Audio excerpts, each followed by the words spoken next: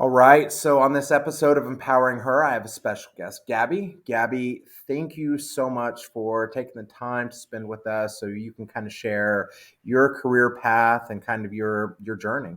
Absolutely. I'm excited to be here and ready to get started. All right. So why don't you tell us kind of what role you're in currently and then kind of give us your backstory on how you got to where you're at. Absolutely. So, I am the co founder and co owner of Proofpoint Marketing. We are a fully remote, distributed, and flexible B2B marketing agency.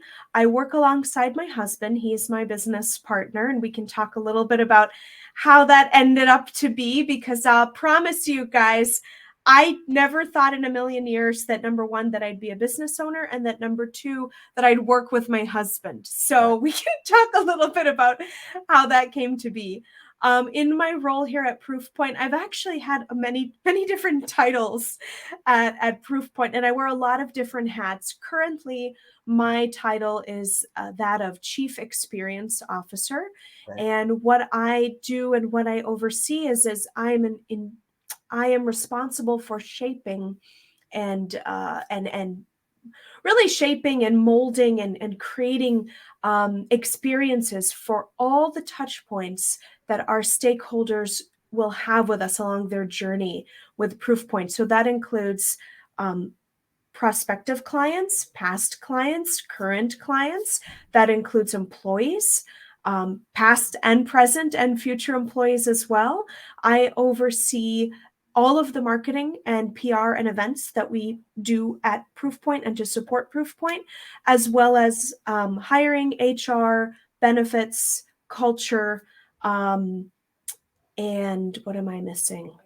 And client success. So, client success in the agency world could be, kind of takes on different titles, but for us, that means that all the project managers and account managers report into me. And the client success team is really responsible for ensuring a high degree of basically success with our clients in the form of communication, timelines, and just making sure that expectations are met and ultimately exceeded for our clients.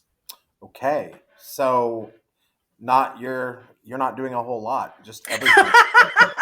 No, just a few things day in and day out. Why don't to kind of give an example to the 13 to 18 year olds that might be like that sounds pretty cool, but what might that mean on a day to day? Just give us an example of a few activities that you might be doing during the day. Yeah.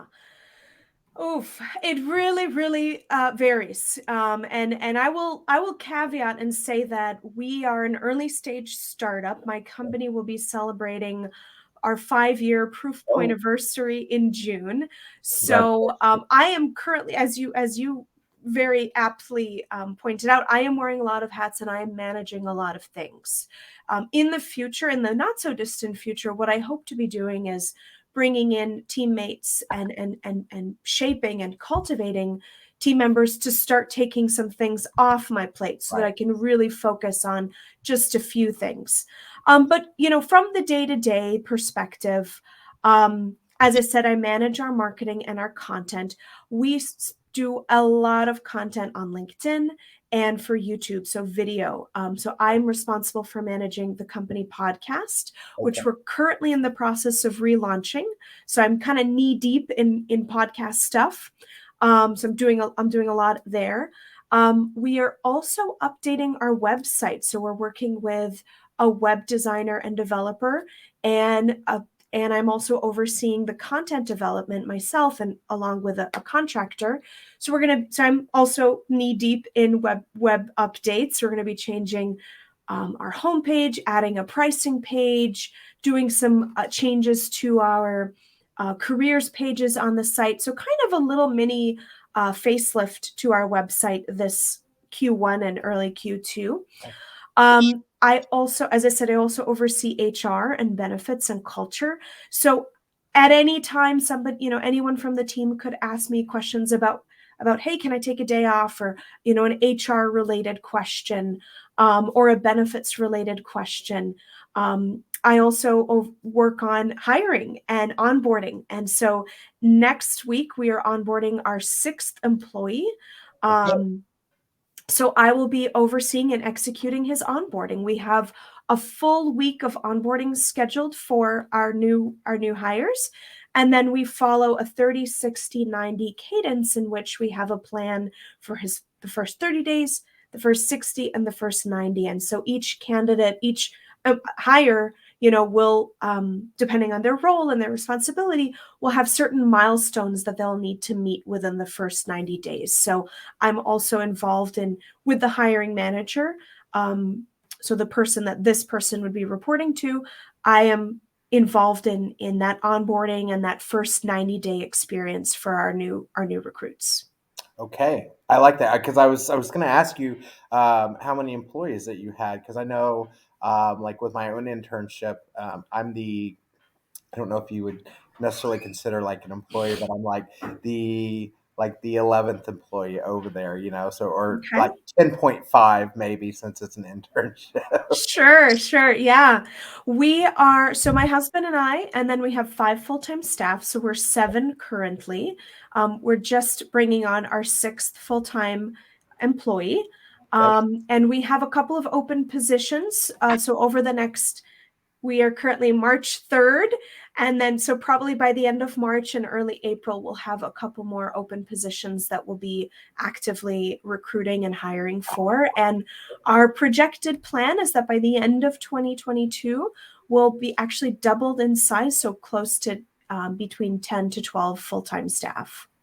So this is always interesting when, and I don't think as the high school kids as they start to roll out into their careers, there will be options to go work at like nonprofits, at startups, at corporate, and so I love that I'm talking to you because you have this startup, which is completely different culture than say maybe a corporate, Mhm. and so why don't kind of describe maybe the difference between if somebody like where do I want to work at, what would be the Yeah. main differences between a startup and maybe like a corporate more established non-startup?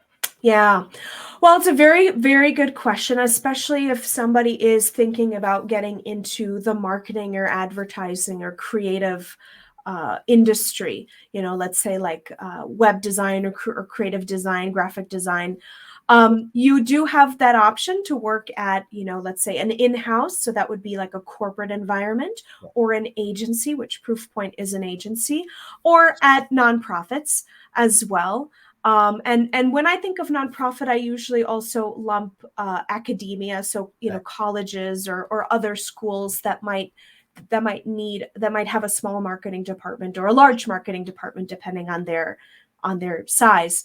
The advice that I give to people that are considering a job in marketing or advertisement is absolutely start off in the agency world. Okay. And I'm going to caveat this by saying that oftentimes agencies can be a grind. Mhm. The reason we started Proofpoint, and we can talk a little bit more about our culture and kind of our philosophy around work-life balance and those types of things. But because we definitely have a different opinion on that. But it can be a grind. But I'll tell you what, you will learn so much Right. getting your kind of sharpening your tools in the agency world. It's fast paced. You get the opportunity to work with many different functions within the agency environment. Oftentimes, also in agencies, you get to really work at a high, with high level executives. So director, VP, if there's a CMO or a C or any sort of C-suite, you'll get direct access to working with the leaders of that organization, or in some cases, the founders. And I can't tell you just how invaluable that is, especially starting off in your career, to be able to learn via osmosis and learn by having somebody kind of take you under their wings, especially an individual that has, 10, 12, 15, 20 plus years of experience Right. working in the marketing world. So it can sometimes feel intimidating to work in an agency. There's a lot. It's a fast paced. But the benefits are truly amazing in that, and I'm not talking about like HR benefits, but Right. career benefits in that You get to, again, learn from very seasoned and senior executives. You get to work across the agency on multiple projects. Oftentimes in agency, you're also going to be pulled into working on marketing that supports the company. So, self-promotion for the company, whether that's video or content, blog, website updates, etc. So that allows you to also kind of sharpen and learn some skills. Okay. Also, in the agency environment, you're going to have the opportunity to work with many different clients, especially depending on the types of clients that your agency might support. You could be working with D2C, so direct to consumer, or B2C brands. Or in our case, we work with B2B, which means we work with businesses that support other businesses, or businesses that supply a product or service to other businesses. Okay. And there's a very big difference in the marketing world when it comes to B2C marketing and B2B marketing. And I think in order to be a strong marketer today, it's really valuable to have experience on both sides of the coins. And so with an agency, like I said, you'll have that opportunity to potentially work with both B2B and B2C brands, as well as work with a variety of different clients from a variety of different industries. And that's exactly how I started my career. I worked at couple of different agencies. I started my career in Boston. I'm currently based in the Twin Cities in Minneapolis, Minnesota. But I worked in Boston. My husband, as I mentioned, I did mention that I work with my husband. He also started in the agency world. That's actually how we met. We were both working downtown Minneapolis for two different agencies, and my company subcontracted his company, and the rest, as they say, is history. We started working on the account, and that's how we ultimately met. Also social benefits, I will say, from an agency is that you get to meet a lot of people. Some of my really good friends and colleagues and mentors come from that agency experience. And it's come full circle, because now, I started as an agency, and now I'm an agency owner. And a lot of the people whom I met very early into my career are some people that I'm either, doing business with, or we're sharing experiences, we're networking together. And so it really has come full circle. With regards to, just touch base really quickly on like in-house versus agency. So in an in-house setting, again, that means that you're working at a company. In my case, I worked at two in-house corporate environments here in the Twin Cities. I worked at Sleep Number, which is a bed manufacturing company. They're based in the Twin Cities. And I worked at a company that many people will know if I say the name, Target. Target is based also in the Twin Cities, and I worked for a little bit in their social media department. And the biggest difference, I think, is, culture, expectations in a corporate setting. Oftentimes corporations, now, of course, we're living in a post-COVID or COVID world, so that has changed dramatically the face of how people work. But in a corporate setting, there's a lot more rules. There's a lot more expectations. There's also a lot more layers. I can tell you very frankly that when I worked at Target, I had no direct access to the C-suite. I had zero direct access even to the head of marketing, because it's such a large organization and there's so many layers, and there's a lot of, what ends up happening oftentimes in a corporate setting is it becomes very bureaucratic, and there's a lot of layers and a lot of hoops that you have to go into. There are a lot of benefits though as well. You get to really hone your skills in a very deep and kind of deep and narrow experience, whereas agency is more wide and broad. Once you get to a corporate world, you're kind of more deep in that expertise, or in whatever area that you want to get into.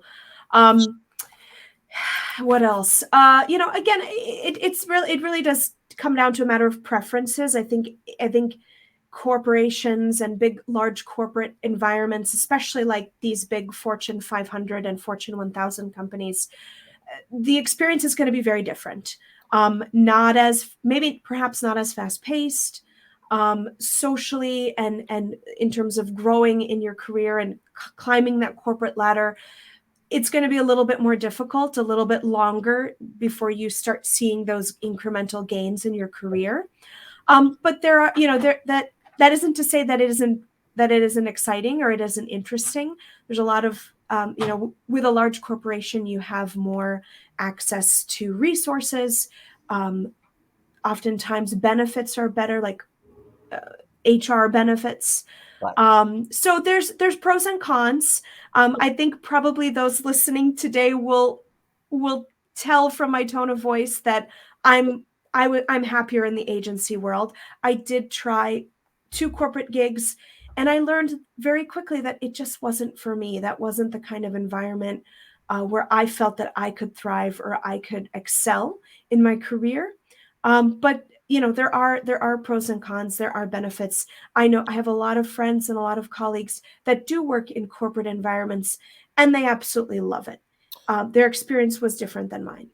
So and that's a huge. So it sounds like kind of there's a fit for everybody, whether you like that very structured. 9 to 5. Nobody really works 9 to 5 anymore, but that 9 to 5.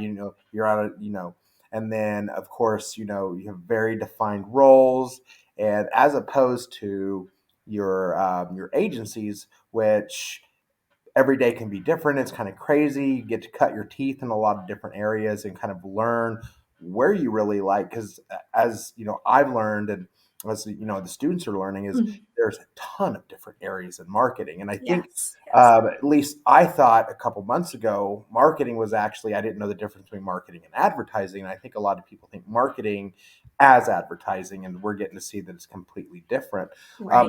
Are you guys fully remote?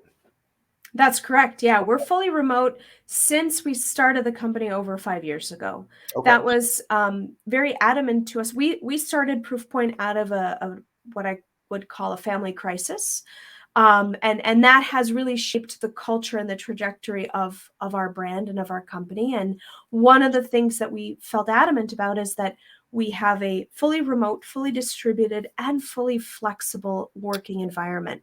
And what that really means is that we empower our team to be able to manage their time accordingly. So if they've got to go take the dog out for a walk or pick up grandma from the airport or drop the kids off at school, or their husband or their spouse is sick or whatever that may be, oftentimes in larger companies that are, let's say, more traditional in their mind frame, in their mindset, um, you're going to have to go through a lot of hoops to get approval. Can I take this time off? Can I do this? Can I take that off? I need to use my PTO.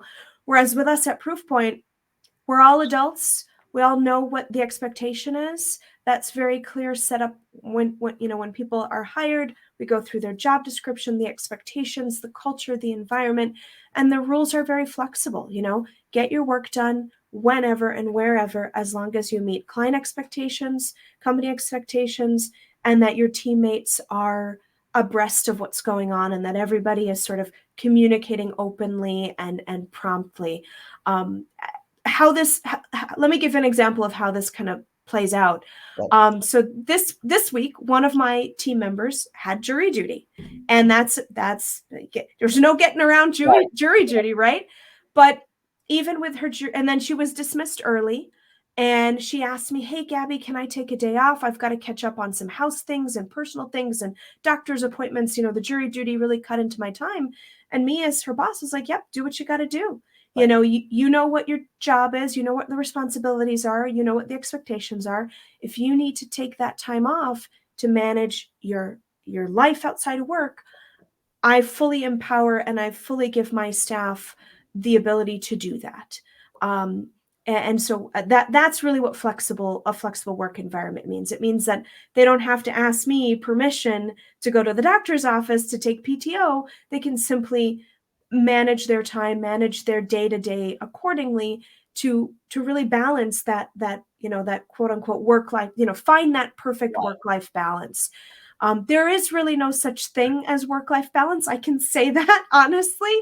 Really, it's just a matter of shifting priorities. And sometimes your priorities need to be more focused at home or on personal things. And other times that priority is going to shift to work, a lot of deadlines, etc. So we really empower our team to make their you know to schedule their life and their work accordingly.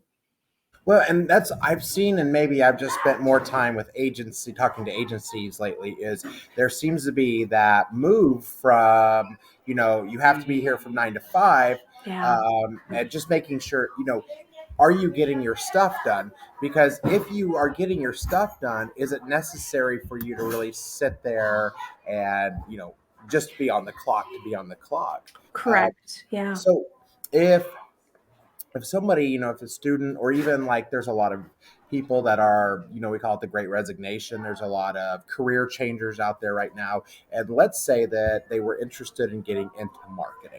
yeah. Would it be easier to get into marketing at an agency level or like a more established corporate?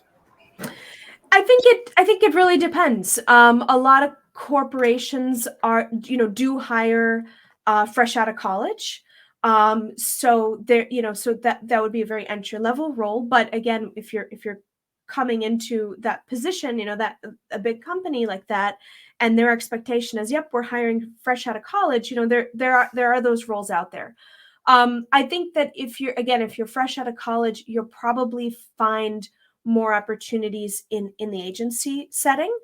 Um, I think it just depends. It depends on a few things. It depends where you live, what's established by you. I happen to live in the Twin Cities, and I happen to live in Boston before that. So those were big metropolitan areas that had a lot of commerce, a lot of industry, a lot of companies. So I had a lot of choices. But now the beautiful thing, and you mentioned it, and we talked about it, living today in this post COVID world, a lot of companies are leaning toward becoming fully remote or at least partially remote. As I said, Proofpoint, we've been remote since the beginning. We founded Proofpoint in 2017, and I'd like to think that perhaps we were ahead of the curve when it came to being a remote company. So I think it just depends on, again, where you live, what you're looking for, um, and what do you really want in your first job out of college. I think that that's really important to kind of take stock of and take note of. It's like, are you going to be focused on, what kind of experiences do you want? What kind of a boss do you want? I think that is something that's very underrated when people think about starting a new job, is thinking about the kind of mentor and the kind of boss that you want. So as people are interviewing and looking at jobs, or perhaps leveraging LinkedIn to help them look for jobs, really think about your potential hiring manager and the person that you would be reporting to. So I think that, again, there's just a lot of factors that go into that decision. And what are we, and I know this can be different from every aspect of whether you're corporate, startup, nonprofit, but maybe what would those average salaries look at starting at that entry level and kind of working up? Yeah. I think it's going to vary, again, based on, if you're getting into graphic design as an example, or web dev, or if you want to be like an account manager, or starting off in paid media or SEO. So there's going to be some variation. And I think, again, it will also vary depending on your location. I know in larger metropolitan areas, as where I've worked, Minneapolis, Boston, salaries tend to be a little bit higher because the cost of living is more expensive. But as a hiring manager myself, and I'm seeing this shift to more egalitarian salary brackets, in terms of, especially because we hire fully remotely. But to answer your question specifically, I think today, somebody with a college degree in marketing that's starting at an entry level position, I think it's fair to say anywhere between 40 to 50 in terms of uh, average early, initial salary, 40 to 50K. And then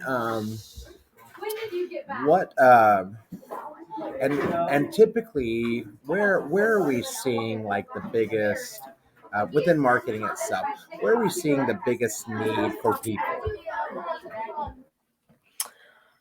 Uh, that's a good question. I think nowadays, um, if we're looking at future careers or future growth opportunities, video and audio production, that is huge. We're actually going to be hiring our first audio video producer in the next couple of weeks slash month, just because the amount of uh, touch points and media and content that you can produce nowadays and that people want to consume and that your target audience wants to consume, it's video and it's audio. So I think that would be an excellent career choice.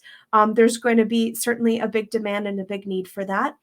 I also cannot underestimate the value of content marketers, people that are excellent writers and that know how to write for the web, which is really important because a lot of what we're doing today in marketing is producing content for our clients and where they're spending their most time.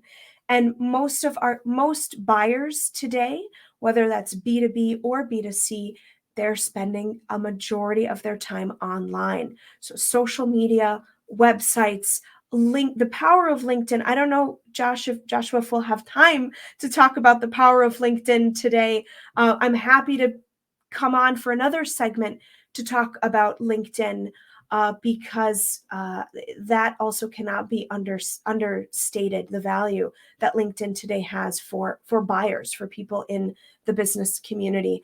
So content marketing for sure. If you like writing, if you're good at writing, if you like the English language, or any language for that matter, because marketing is universal. If you are bilingual, Spanish or any other language, and you're strong in that language, content is a huge opportunity. There's always going to be, I think, a strong demand for good content marketers. Um, and when I say content marketing, it's not just writing, because you also have to know how to write for the medium, whether that's email or web or social, or direct mail, as an example. Content also includes audio, includes video. So knowing how to produce content, maybe not edit the raw content itself, but know what tidbits are going to really work for your audience. Picking out video clips, picking out audio clips, and then creating micro content that can be disseminated across multiple channels online. That's really valuable today. So for me, definitely audio, or audio video and content marketing. Um, but when we think about content leaders, or I'm sorry, marketing leaders today, there is this concept of a T-shaped marketer. So that, the T-shape, you have the long horizontal bar and then the vertical bar. And along that horizontal axis are all the different disciplines in marketing. You've got video, audio, content, social media, paid media, SEO, web development. So there's this kind of big, wide range of disciplines within marketing. And then how you become a T-shaped marketer is that you have working knowledge and strong acumen of a wide variety within the marketing space. But that T-shape, that vertical line, is that one area where you really excel at, where you're really strong at. So when we think about that how people excel and how people go up in their marketing career, it's by being that T-shaped marketer. There is a lot of resources online that you can look at to understand more about what a T-shaped marketer is and how to become one. And really, that's just by getting a lot of exposure to different areas within the marketing ecosystem, and really kind of honing your craft. And one final point to that I will say is that um, whether you work in nonprofit, agency, corporate, whatever, wherever you start, wherever you end up, the onus is really on you to learn and to explore and to find your niche. I can tell you very frankly that in my career, I was the one that I had to find what I wanted to do. I had to learn. I had to raise my hand and say, hey, I'd like to try this, or can I get involved in this? You have to be a hand raiser. You have to be someone that's got gumption in marketing to really excel and grow in your career. And you have to have curiosity. You have to want to learn about, maybe you don't want to be a web developer yourself, but you have to want to learn how they do their job. What's the lingo? What do they do? What do they need to be successful? Especially if you're, let's say, on the account side, if you're an account manager or project manager, if you want to really be able to be an indisposable member of your company, you've got to be able to learn all the cogs in the wheel, especially in the marketing department, in order to really become that T-shaped marketer. And then last but not least, I know we're going we're going in a lot of different tangents here, but I will say that if you're really excited about marketing, two other things that you really need to learn about. And then again, most of the time, you're not going to learn this on your own. You're going to have to seek out this knowledge, seek out mentors, and seek out leaders in your organization to help you. Two very important things: sales and a working knowledge of general business acumen. So I'll start with sales. I am a lifelong marketer. I started my career in marketing. I am now 15 plus years in marketing. I'm now a business owner, and I work in marketing. The biggest gap that I had in my career was not understanding sales, not understanding new business development. And that became critical for me and my business partner, who's my husband, when we started our company, because we knew marketing really well. We just did not know how to sell. We didn't know sales. And that was a huge realization we had very early into developing our company.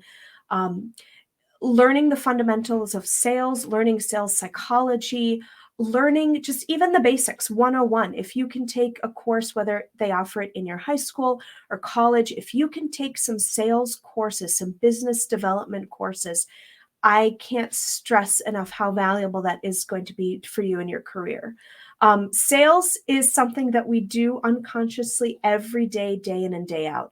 Think about negotiating. Let's say with your parents, you want more cell phone time, or you want to take the car out, or you want to go, visit so-and-so on the weekend. That's negotiation. That's where your sales skills can start to really pay off for you if you know how to negotiate, if you understand a very basic principle in sales, which is understanding what your target audience needs and wants, and how you can fulfill their needs and wants while also getting what it is that you want. So that's a very basic lesson in sales. So highly recommend any kind of exposure or classes or courses that you could take on sales.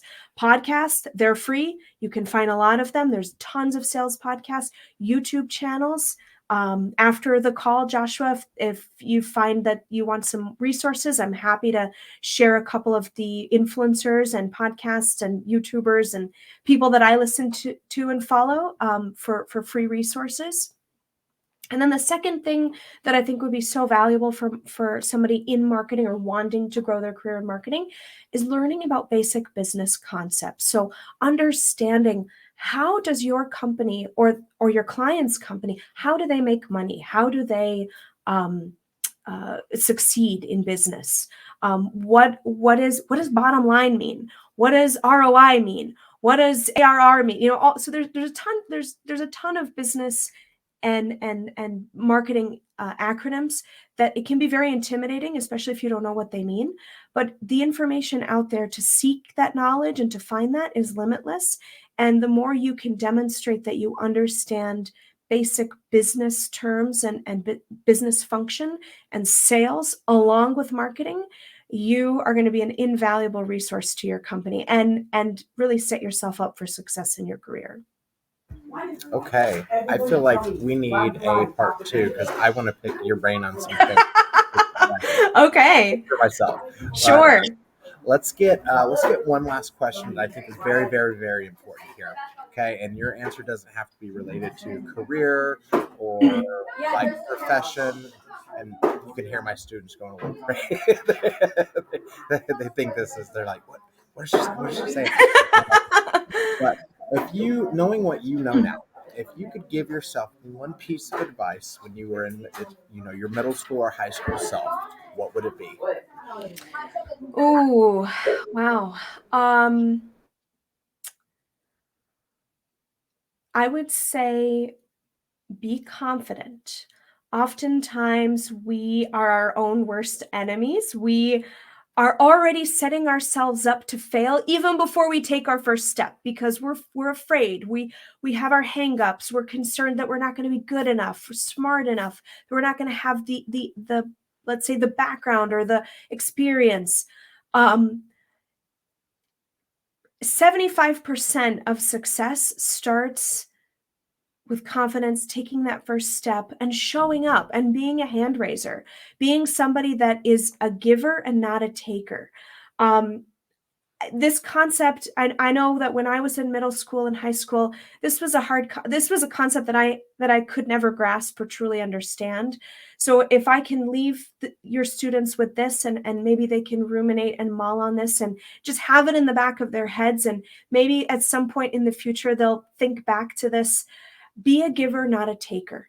Takers, and I think that it's safe to say that we've all experienced what a taker is. Takers are people that just have no consideration for others. They don't care about the well-being of others. They only care about themselves. They're willing to sacrifice anyone and anything in their path to get to their end final goal. And I'm not saying you can't be determined. I'm not saying you can't be focused on your goal. I'm not saying you can't be tenacious and have great. You can have all those things.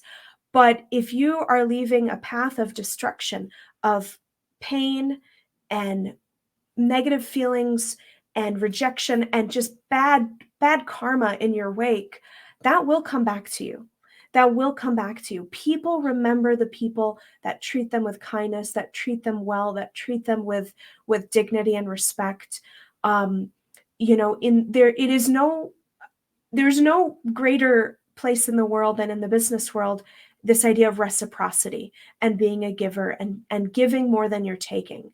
The people that give, the people that want to be a hand raiser and volunteer to help in whatever that is. Maybe your boss has like this pet project, and they're like, "Hey, I need somebody to help me deliver boxes on the weekend." If you're free and you got the opportunity to do that, take that opportunity. Take the opportunity to connect with people by giving your time, by giving, by volunteering maybe your knowledge or a skill that you have. Givers will always out succeed and outperform and outlive and out whatever takers and takers may get far in the short term, and you may see takers really advance and get farther ahead of you. Don't be fooled by that. Don't have this idea that you have to be like them to be who you are. Be who you are. Be a good person. Think about your values. Think about where you come from. Think about what you want people to remember you by. And if it's for being a giver, if it's for being somebody who is kind and shows sincerity and empathy, and somebody who shows grace and understanding, you can do all those things without being taken advantage of. You can do all those things without compromising your needs and your goals. You can be a good person and succeed in business and succeed in life. So be a giver, not a taker. Be confident in yourself. Advocate for yourself. Find the answers. Be somebody who seeks knowledge. Be somebody who finds the answers. Um, I'll tell you one last thing in my company and anyone that I work with. If you come to me with a problem and without a solution, I'm going to tell you to turn back around and find the solution. Tell me the problem, bring me a possible solution. Then let's talk about it. If you bring me a problem, then all we have is a problem.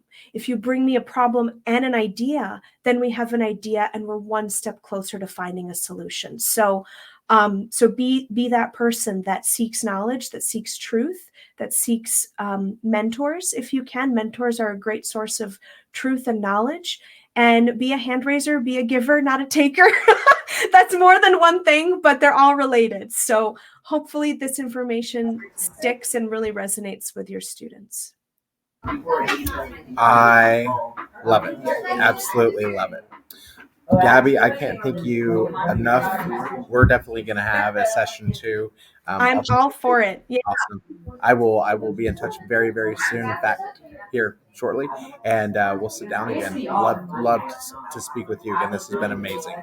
Thank you so much. And I wish you and the students a wonderful day, wonderful rest of the school year, and happy to be a resource to you. Appreciate it. Thanks. Bye bye.